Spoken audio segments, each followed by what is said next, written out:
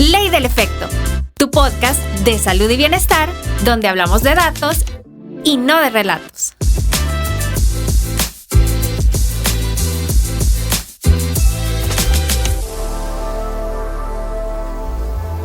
Este es un tema donde tenemos mucho por hablar y en esta segunda parte queremos compartir no una receta, pero sí qué cosas podemos empezar a hacer para transitar esta experiencia. Y Flor, sabemos que, por ejemplo, se habla mucho, ¿no?, de un antes y un después, de lo que puede implicar un duelo. En este punto, todos los seres humanos nos contamos historias. Es nuestra necesidad de tener una secuencia de nuestra identidad, de quiénes somos, de cómo habitamos el mundo, de las experiencias que nos pasan. Esto es ya parte. Pero obviamente hay pérdidas, ¿no? Y nuestra relación con la persona que perdemos, con la persona que muere, en el momento que muere, no es lo mismo una muerte por suicidio, por ejemplo, que hay mucho estudio psicológico sobre este tipo de duelo. No es lo mismo una muerte cuando has acompañado a un familiar por una enfermedad terminal. Es decir, hay duelos que van a tener ciertas características que pueden llevar... Partiendo de ahí, ya tu experiencia va a estar completamente moldeada de cierta forma. Sí, porque puedes haber tenido la capacidad de incluso que hubiese una despedida, o esos duelos que son abruptos, que un día en la mañana te enteras de que alguien al quien querés ya no está y empieza todo este proceso emocional, ¿no? Entonces se habla de un antes y un después. En este proceso de un antes y un después suele pasar que algunas personas, ante estas pérdidas que pueden ser muy abrumadoras, no encuentran sentido. Es como si después de esta pérdida mi vida ya no tiene un sentido, y esto podría estar relacionado incluso a si mi identidad estaba muy ligada a esa persona. Me refiero como una madre que pierde a un hijo y mi identidad como madre es soy madre y mi vida ronda en función de mi hijo y lo perdí. Entonces hay un antes y un después. Ya no hay un sentido para mí porque mi identidad también se ha perdido de alguna manera. En este caso, este acompañamiento, y que me imagino que aquí entra, no sé si lo adecuado es decir una psicoterapia o la palabra correcta sería un acompañamiento psicológico, porque no es lo mismo en estos procesos donde hay un antes y un después y las personas realmente experimentan esta pérdida de sentido de su propia vida. Ya no me ubico en este mundo y yo ya no encuentro. Ha sido tan abrumante que se da este factor. ¿Cómo se acompaña, o si es lo indicado que intervenga en ese momento un profesional? Porque estamos diciendo, y lo hemos conversado, que es una experiencia. Entonces, pero que la persona ante estos duelos tan abruptos y lo que implica, sí es lo adecuado que intervenga un profesional y acompañe en estas etapas, aunque sean etapas muy tempranas, pero es por esto, por el significado y lo abrumante que puede ser, porque estoy colocándolo tal en este punto, un antes y un después. No es que un proceso de mayor, que me voy adaptando, sino que realmente yo también perdí y llegué a ese punto de considerar que mi vida tampoco tiene un sentido, porque la pérdida es altamente abrumadora. ¿Cómo sería ahí lo recomendado? En este caso, sí, lo recomendado es buscar un acompañamiento. ¿Por qué? Porque nuevamente hay casos que son un quiebre profundo y directo, y la persona no tiene o no considera que tiene los recursos necesarios para hacerlo. Entonces empieza a experimentar ya otro tipo de condiciones, conductas que probablemente te puedan llevar a tener ideación suicida o a experimentar lo que nosotros denominamos como depresión. Entonces viene acompañado de otros factores que ya ponen en peligro tu vida, tu integridad. Entonces es importante tener ahí un acompañamiento. Nuevamente, cuando llegamos a una psicoterapia, lo importante es aclarar expectativas o definir objetivos. Y quiero tocar este tema. Tuve la experiencia con una persona que acaba de perder a su hijo. Acababa de perder hace 2 días. Llega la persona, por supuesto que ella iba a estar en una situación totalmente descontrolada, natural. Desbordada. Y en ese proceso, cuando la atendimos y empezamos el proceso del acompañamiento, parte del proceso era que ella entendiera o ella asimilara que esto es que sentirse así de mal es parte de su proceso.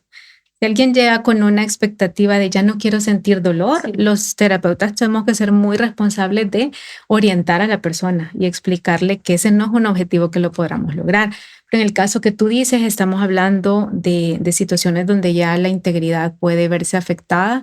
Sí es recomendable eso porque probablemente ya tu red de apoyo no es suficiente, no hay recursos suficientes, sí, para acompañarte y sí necesitas algo, un enfoque profesional que pueda acompañarte. Sí, porque realmente creo que es lo que conversamos, ¿no? Tenemos ideas erróneas de lo que implican las pérdidas y cómo se deberían de vivir y todo eso. Y considero que hay este tipo de duelos que es tan abrupto, es tan impactante, que toca esta propia identidad. Y en estos duelos, a veces también nuestro contexto puede ser caótico y no tener las herramientas, que incluso a veces queremos acelerar las cosas de la persona con el afán de que esté bien, ¿no? Y saber si entra o no entra un profesional para que acompañe, yo creo que parte de eso, de las herramientas que se puedan tener y también que si se llega a contar con él, la ética y responsabilidad del profesional de acompañar y también esclarecer. Correcto. Que es completamente congruente lo que se está viviendo y que esta persona puede estar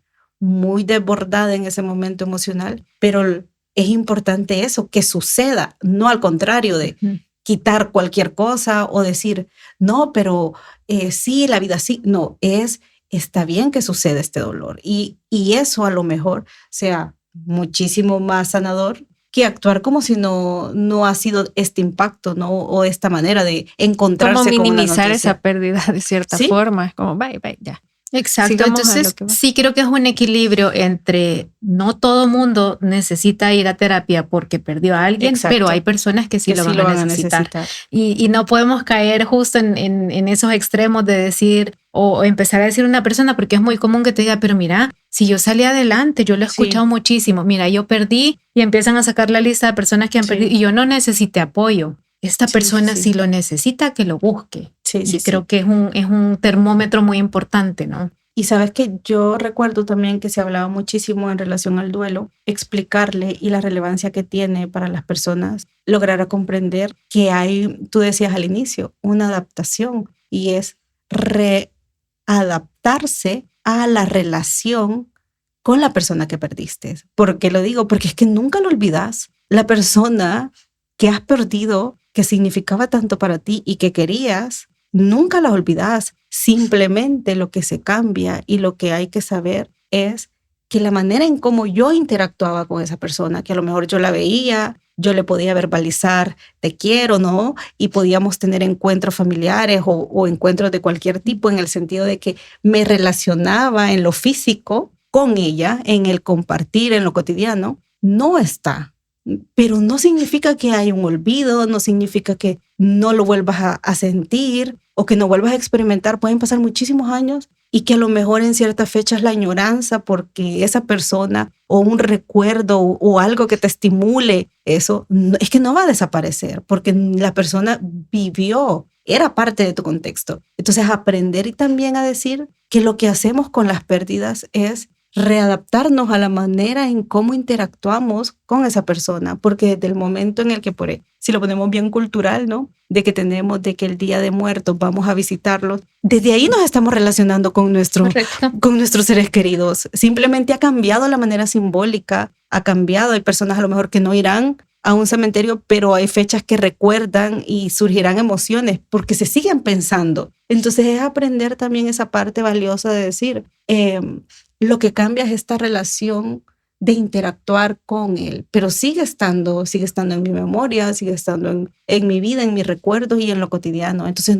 no es que desaparece, porque también creo yo que podemos caer en eso de idealizar mucho que la recuperación, entre comillas, y voy a usar la palabra adrede, recuperación, es el no volver a experimentar ni la tristeza, ni la melancolía, ni incluso a veces el no querer hacer algo por que lo recordamos de una determinada forma y que eso puede implicar. No, es que todas estas ideas van a estar, porque la persona existió en sí. Entonces es como complicado y ahí entrará mucho, Flor, como estos estigmas o estas creencias que tenemos en torno a la muerte también o a estas pérdidas, ¿no? ¿Qué tenemos en relación a eso? Bueno, más cultural. Sí, el tema, y tú lo explicabas muy bien, es resignificar el vínculo. Significa eso. Yo le voy a dar un nuevo significado a la forma en que me voy a vincular ahora con esta persona que formó parte de mi vida. Y definitivamente no hay forma de olvidar. Y no es lógico, no es posible y tampoco funcional olvidar. Entonces es también empezar a relacionarnos de esa mejor forma con la idea de que la persona va a estar ahí de forma distinta. Y cada persona encontrará, de hecho, los rituales, los momentos de recuerdo tienen ese propósito, ayudarnos en alguna medida a darle un nuevo significado a esto que pasa. Y tú mencionabas algo que es muy común en Latinoamérica y es el Día de los Muertos, de los difuntos. Sí. Tú podrás conocer familias que enteras. Ese día van enteras las familias al cementerio, llevan para comer. Sí.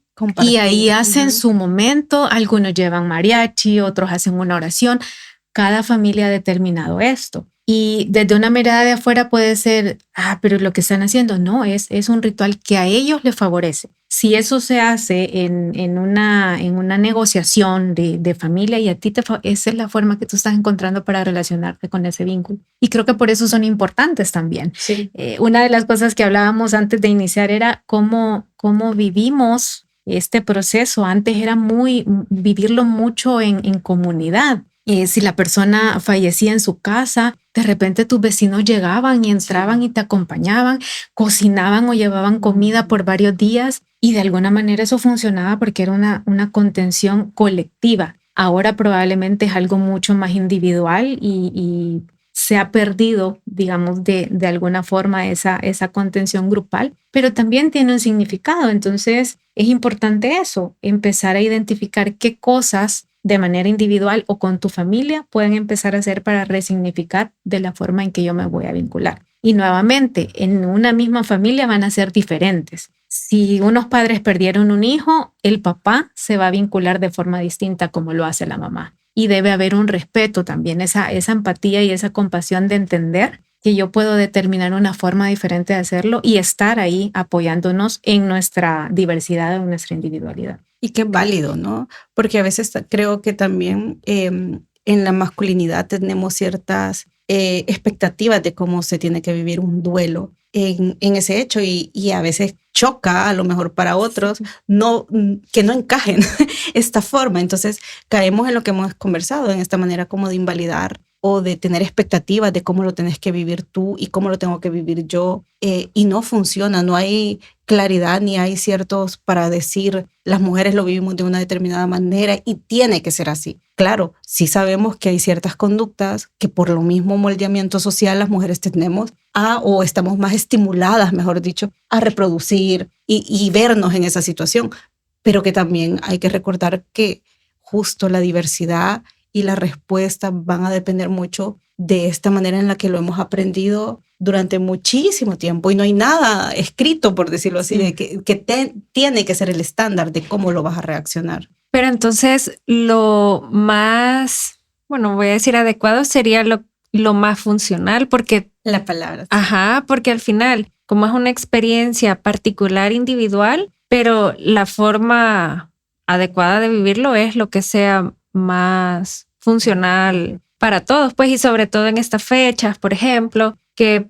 nuevamente reunirse, celebrar y no todos tienen el ánimo, pues, de eso. Y que no juzgar, porque muchas veces creo que es bien fácil como, no vas a arruinar la Navidad, tía, porque mi abuela, o sea, es como que si tenemos, yo hablaba por eso de una manera deliberada de la expectativa que tenemos sobre esto, porque a veces nuestra expectativa en esta fecha, si lo queremos ya puntualizar, la temporalidad de estas festividades, está muy asociado a vivirlo con alegría, a que todo el mundo tenga que estar en familia, pero es que hay de familias a familias y hay de personas a personas. Y creo que a veces está bien el poder dar 3 pasos hacia atrás y darte cuenta que no puedes compartir, porque es que no vas a poder hacerlo. Y eso también es cuidarnos, llegar a ese punto.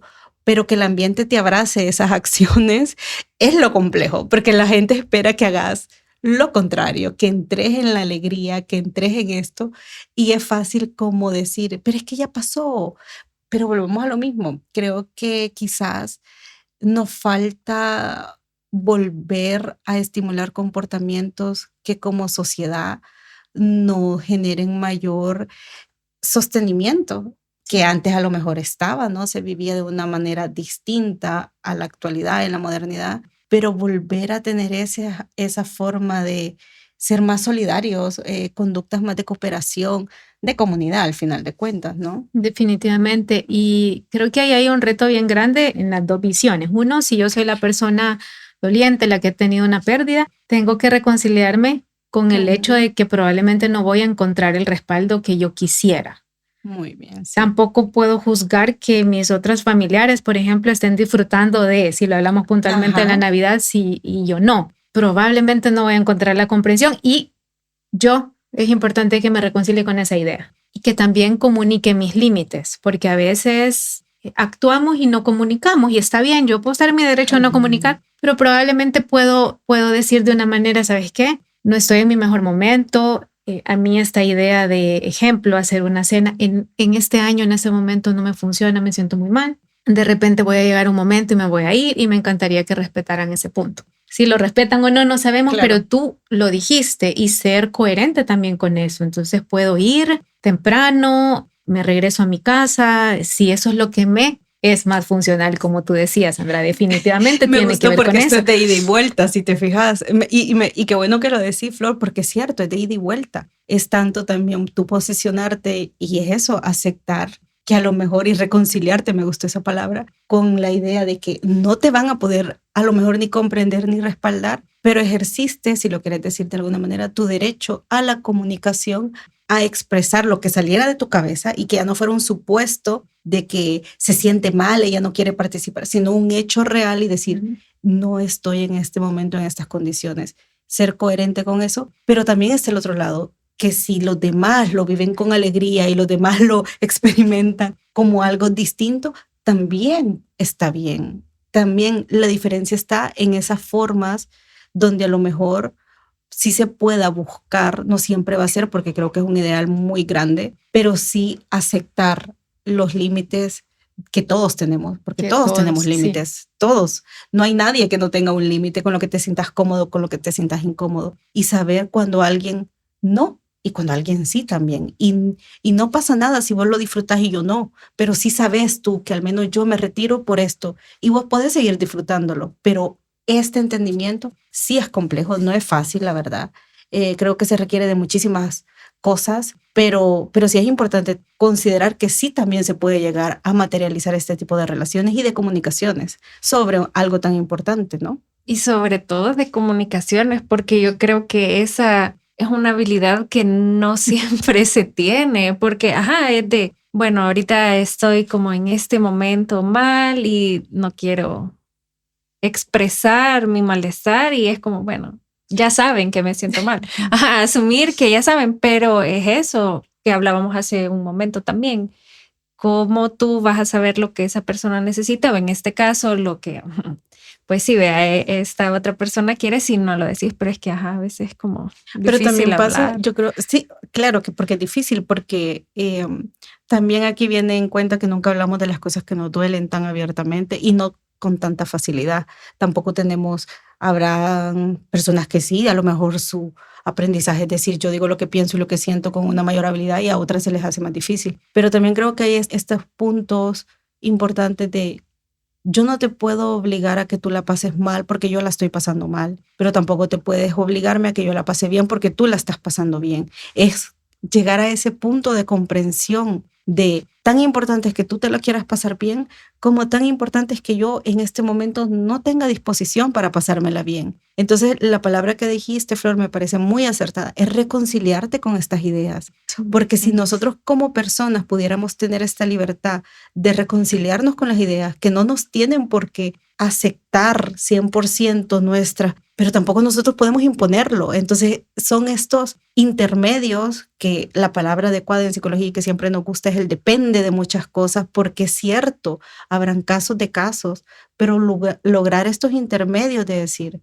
ok, tan válido es tu sentir como tan válido es el mío. Ahora, ¿qué podemos hacer en conjunto si realmente como familia esto es importante? Ahí cambia un poco la perspectiva, Exacto. ¿no? Porque ya unificadas posturas, no las polarizadas, que es como mi postura y la tuya, no que es, bueno, pero ¿qué sí se puede hacer? Entonces es entender esos pequeños matices que claramente no es sencillo. Sí. No es fácil, pero hay caminos. Hay Exacto. caminos que se pueden lograr. Y tú mencionabas algo, ¿qué hacer? Y si nos plantamos mucho, hoy estamos en diciembre, Sí. viene una época que es muy sensible. Nosotros culturalmente es una fecha donde la mayoría de familias, si bien es cierto, no todas, pero están conviviendo juntos, hay un ambiente de fiesta y comida y demás. Y alguien ha pasado una pérdida, esta es la oportunidad de tener un diálogo. No el mismo día, a las 12, cuando ya todo el Claro. mundo, no, es hablemos, busquemos qué puede ser lo mejor para algunas personas. Probablemente en la misma cena de Navidad deciden hacer un acto ritual de algo, conmemorar la memoria de alguien, o deciden, ¿sabes qué? No, mejor no toquemos el tema, pero es algo que se puede compartir o comunicar antes para tratar en la medida de lo posible de llegar a un acuerdo y que sea un momento dentro de lo que cabe, digamos, saludable o funcional para la familia. Y eso sucede mucho, ¿no? Utilizan algún ritual que les sirva también para transitar este momento de dolor. ¿Sabes qué, Flor? Escuchándote me recordó algo que sí creo que es importante mencionarlo, y es también la importancia que tiene el aprender, el encontrarle lugar a nuestros propios sentires. ¿Y a qué me refiero con esto? Yo creo que saber cuándo puedo estar aquí con mi dolor y cuándo puedo estar aquí con todos ustedes. Sí. Si lo queremos ver de esta manera, porque puede ser incluso cuando puedo estar aquí experimentando mi malestar y mis emociones y aceptándolas, y incluso puedo hacer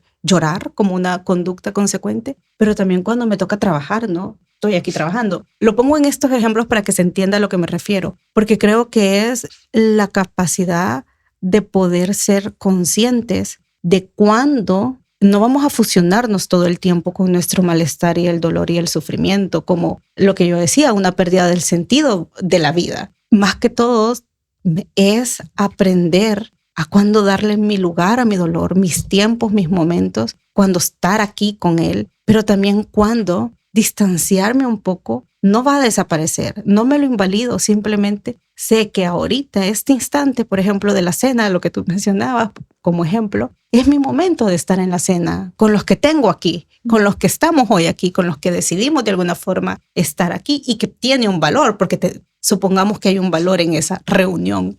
Entonces, el aprender a tener esta capacidad de conciencia del cuando me sumerjo, lo vivo, lo experimento, y cuando también lo pauso para estar en mi presente, para estar con los míos, para estar con lo que ahorita también sigue, que es la vida, que continúa, las responsabilidades que tengo que asumir. Y lograr esto sería casi como aprender a transitar nuestros duelos, porque no van a desaparecer, simplemente lo que tú decías, le vamos a dar otro significado, pero mientras lo hacemos, sí hay ciertas quizás conductas que nos pueden ser mucho más llevadero nuestro duelo.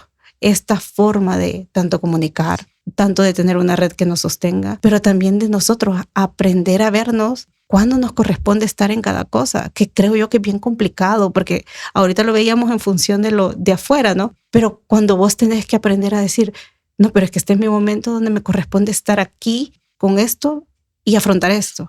Ya vendrá o ya tendré tiempo para permitirme estar aquí, viviendo, sintiendo, hablando, buscando el momento. Pero eso también creo que es una habilidad muy importante adquirir y que nos ayudaría de manera muy individual. También esta forma de colocar nuestras emociones, porque es muy fácil quedarnos atrapados en el rumiar, en la expectativa, que es lo más normal. O sea, también hay que aprender eso. El problemita sería quizás cuando ya nos perdemos de lo real, de esto que está pasando y que esto es real también. Entonces ahí ya habrán ciertas cosas que van a tarde o temprano también tener una consecuencia a mediano o a largo plazo. Entonces serían esos puntos que también es relevante de mencionar, ¿no? Para mí, perdón, Flor, tú lo mencionabas y creo que es eso de que en el proceso de dolor o sufrimiento, como sentir que momentos de diversión o felicidad no son válidos, porque es como, no, es que ahorita tengo que sentirme así.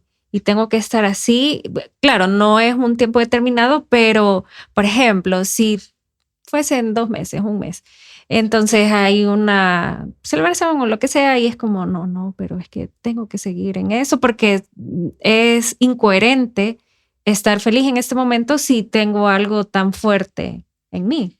Pero ahí vendría, Flor, o dinos, tú corrígenos, porque realmente este tema me parece valioso. Las cosas que nos contamos a nosotros mismos y las ideas y reglas y creencias que tenemos sobre lo que deberíamos de hacer o no. Porque yo creería que a veces cuando te descubres teniendo felicidad en un momento que pareciera que tendrías que sentir otra cosa, es casi bien fácil que tú mismo te empeces a decir que no deberías de estarte sintiendo esa emoción. Y a lo mejor sí podrías permitírtela sentir porque el momento invita a eso. El momento, y no quita lo demás, no quita tu dolor ni tu sufrimiento, pero el momento presente, ese pequeño momento que puede ser ni tan siquiera a lo mejor todo un día, sino que 1 hora de tu día, que con alguien te hizo reír y te pareció chistoso genuinamente, lo experimentas como emoción, pero a lo mejor la creencia de, no, pero estoy de duelo, no me pueden ver reírme así porque van a decir que no me importa. Tu vara o tu termómetro para medir tu dolor, tu forma de contarte las cosas sobre lo que deberías hacer y no hacer, puede jugar mucho en contra en esto. Entonces, por eso yo decía que quizás la habilidad importante es saber cuándo también está permitido lugar. Esto. Para mí, y lo vamos a decir así, como para Jessica está permitido este momento esto, y a lo mejor luego habrá otro momento, pero es eso, tener presente que lo que vivimos no desaparece. Simplemente nos está acompañando y en ese sentir lo vamos reubicando en nuestra vida. Pero sí me parece interesante eso, ¿por qué se está riendo si hace 2 días o hace 3 días perdió al esposo o a la esposa y ya anda saliendo? Y nosotros escuchamos esos comentarios sociales que también los interiorizamos y que puede ser fácil que los interioricemos como propios y que cuando tú estás en la situación te autodirecciones tus conductas porque tienes esa creencia, esa regla verbal ahí que dice, no deberías estar sintiendo esto. Entonces es como iniciamos esta conversación, tantas variables que no podemos colocar qué es lo que sí, lo que no en una experiencia de este tipo, ¿no? Lo que dijeron es súper valioso en muchos sentidos. Primero, tú hablabas de una habilidad, es un recurso. De hecho, yo te diría que es uno de los principales recursos para poder transitar el duelo. La capacidad de desarrollar de manera intencional espacios donde yo pueda convivir, disfrutar, ¿por qué no? Y digo intencional porque nadie en un proceso de dolor o, por ejemplo, alguien que tenga un cuadro depresivo, nadie va a querer hacer algo, no te nace el deseo. Pero de manera intencional empezar a generar estos espacios y decidir estar presente. No me voy a obligar a reír, pero es que si algo me causó risa, gracia, lo vivo y lo disfruto. Es una habilidad porque me va a ayudar a transitar de manera más adecuada este proceso o esta experiencia. En lugar de proceso es esta experiencia. Y sí, definitivamente hay muchas reglas que son rígidas. Yo debo y me encanta el debería porque nos da justo para poder identificar, es que yo tendría que estar triste, es que yo no puedo estar disfrutando esto, cuando en realidad no es que existe un camino aquí donde bloqueo la tristeza o la alegría porque uno de ellos tiene que tomar camino. Entonces es realmente importante poder desarrollar esto en la medida de nuestras posibilidades. Y hablábamos antes de que hay un modelo teórico que explica eso, el modelo de procesamiento dual, donde te dice que una persona en duelo puede estar oscilando entre 2 grandes momentos o grandes factores. Uno es donde está orientado hacia la pérdida, esos momentos donde yo siento la tristeza, el vacío, el recuerdo, lloro, me enojo, todo lo que tenga relación con este. Y el otro es el proceso orientado o la orientación hacia la reconstrucción, donde de repente salgo con alguien, platico, me siento bien, me siento con ánimos y yo puedo pasar de uno a otro en un día, en un mismo día muchas veces, en 1 hora. Y es esa capacidad de decidir, yo estoy sintiendo esto y más tarde siento lo otro. Y tener esa disposición para experimentarlo también nos ayuda a transitar por esta experiencia de una mejor forma. Así que sí es valioso, de hecho es un recurso que se enseña en terapia, ¿no? La capacidad que yo tengo de estar aquí y de moverme en la misma sintonía de entender que yo no soy, se le llama de estos modelos, el doliente no es una persona pasiva. que está aquí recibiendo todo sin hacer nada. Es una persona activa, donde con sus limitaciones, con sus recursos y con el tiempo que la persona puede hacer cosas, porque nosotros sí podemos hacer cosas para transitar esta experiencia. Me encanta, es dinámico, no es lineal. O sea, al final es eso, ¿no? Las emociones van, vienen y están durante todo el día y nos acompañan. Incluso para toda la vida, porque pues sí, Claro. ajá, el detalle es que tú sepas que vas a estar en esos momentos y que, ajá, está bien, pues. O sea, es algo que puede ocurrir porque en su momento, ahorita que las escuchaba y eso de qué importante, pues darle lugar a las emociones de acuerdo al contexto, por así decirlo. Pero de cierta forma yo lo consideraba como bien abstracto de cómo yo puedo realmente tener esta conciencia de, vaya, sí, en este momento puedo orientarme a estar de esta forma y en este otro momento de esta otra. Es como bien de estar consciente, pues, en todo Intencional, momento. como dice Ajá. Flor, o sea, es saberte y estar dispuesto de alguna manera a transitarlo desde esta posición, la disposición a hacer algo diferente. Y yo creo que eso es también bien enriquecedor, darte cuenta que es posible vivirlo de una manera distinta. En este caso, Flor, quizás, ¿qué nos podrías recomendar o qué recomendaciones generales para las personas que acompañan a otros? Creo que en esta conversación hemos tocado algunos, pero al cuidador del cuidador, por decirlo de alguna manera, a veces no damos tanta relevancia y tiene una gran relevancia. ¿Qué podríamos decir que son como ciertas recomendaciones que podríamos tener en cuenta?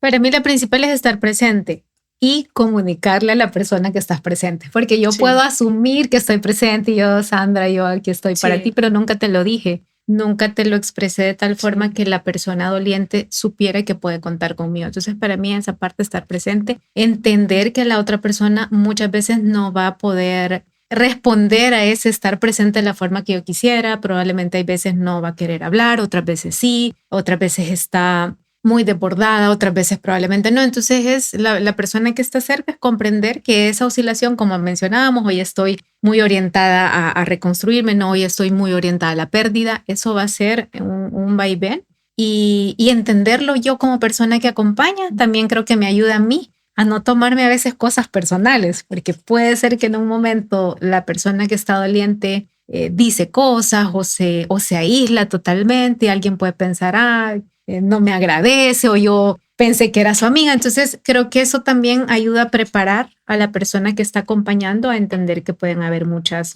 dinámicas en esta parte. Y lo mencionábamos antes, preguntar formas concretas, ofrecer apoyo de forma concreta. Creo que esa es la mejor forma de estar presente. Ya la persona sabrá o te dirá en qué momento sí necesita o no, pero yo ya te hice saber que estoy para ti. Eso creo que sería la parte más importante. Y creo que también es importante hablarle a las personas que están en este proceso de pérdida. Tú decías, a veces se oyen cosas que son como muy abstractas. Y entonces después de todo lo que me dijiste, ay, eso cómo se come. Y creo que es así, pues como es una experiencia tan compleja, cuesta mucho. Pero si pudiéramos enmarcar qué cosas concretamente hacer, entendiendo que no puede ser una receta, no te funciona ABC, sino que son como cosas que podrías empezar a hacer. Primero es eso, entender que yo no soy un ente pasivo. Puedo empezar a hacer cosas a mi ritmo, al nivel que mi energía, mi tiempo o lo que esté viviendo me da, pero puedo empezar a hacer cosas. Hoy que estamos hablando de las festividades, yo te decía, Sandra, anticiparme a que todo esto que hemos hablado puede pasar, pero no desde la ansiedad de,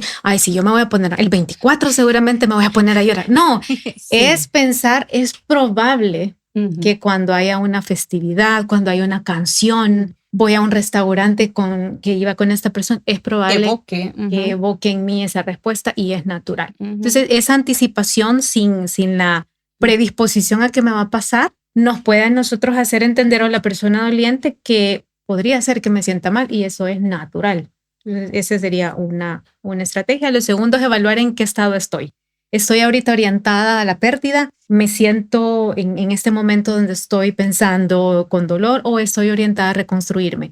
si estoy orientada a reconstruirme, ¿qué cosas puedo empezar a hacer para que me ayude esto a transitar? Lo que decíamos, salir con alguien a tomar un café, o si a mí me gusta leer o pintar algo, empezar a hacer cosas que probablemente antes hacía y que me van a ayudar en este proceso. Un grupo de la iglesia, que muchas personas no tocamos el tema de la espiritualidad, pero para muchas personas se vuelve también un recurso muy valioso cuando está en este tipo de momentos, experiencias. Entonces es de acuerdo a lo que a ti formaba parte de tu vida, cómo empezar nuevamente hacia ese momento. Lo otro lo enmarcaría yo como una flexibilidad conductual, empezar a escuchar ese diálogo que nosotros nos hacemos, qué frases de esas son debería, yo tengo que, y empezarlas realmente a cuestionar. Creo que eso ayuda mucho por lo que tú decías, ¿no? Nosotros nos contamos historias, nos narramos, es parte de nuestra naturaleza. Entonces, poner en perspectiva esto que yo me digo o algo que he escuchado de otras personas me empieza a generar conciencia y una mayor capacidad de discriminar. Esto me funciona ahorita, no me sirve. Entonces, ¿qué otra cosa puedo hacer? También hablamos de decídete y comunica lo que harás. Para mí eso es clave y ya creo que pusimos ejemplos de, para mí en este momento lo mejor es hacer esto. Entonces yo te cuento a ti, a quienes, a mi familia, a mis amigos, a la gente que está cerca. Creo que eso también es muy importante para que las personas también desarrollen empatía, porque a veces esperamos empatía, pero yo no he comunicado que quiero. Entonces me parece que eso nos puede ayudar. Y otra cosa importante es ir fortaleciendo poco a poco el autocuido, que era lo que hablábamos, hacer cosas de manera intencional. Lo más importante es empezar a ver cómo regulas los elementos básicos, el sueño, tu alimentación, que al principio va a ser difícil, pero en la medida de lo posible es empezar a integrar las actividades que en algún momento a ti te hacían bien, poco a poco, y eso también va a ayudar a transitar la experiencia. Wow.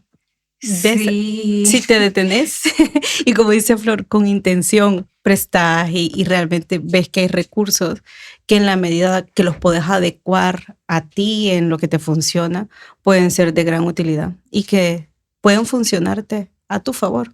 Sí, no, y escucharlas a las dos y cómo se ponen, porque definitivamente como es algo tan individual y que difícilmente vas a poder generalizar, pero es bien complejo y lo vuelven ustedes como bien simple de esto y esto, como entender por qué pasan algunas cosas o de qué forma, como tú mencionabas, podías anticiparte. Y yo creo que eso ya te da tranquilidad, pues, porque estás preparada de esto puede pasar, esto no. No necesariamente de, como tú decías, la preocupación, ansiedad, sino que es estar preparada. Estar preparada y algo, bueno, no sé si gracioso, pero yo como psicóloga sé todo esto. Sí. Y cuando he pasado procesos de duelo, yo digo, sé todo lo que estoy pasando, pero eso no me hace sentir menos. No hay inmunidad. Yo siento, no hay inmunidad, pero lo entiendo. Entonces, de alguna manera, entender te da un soporte a ti. Entender que eso es la experiencia, que es algo individual, que no lo vivo como alguien más.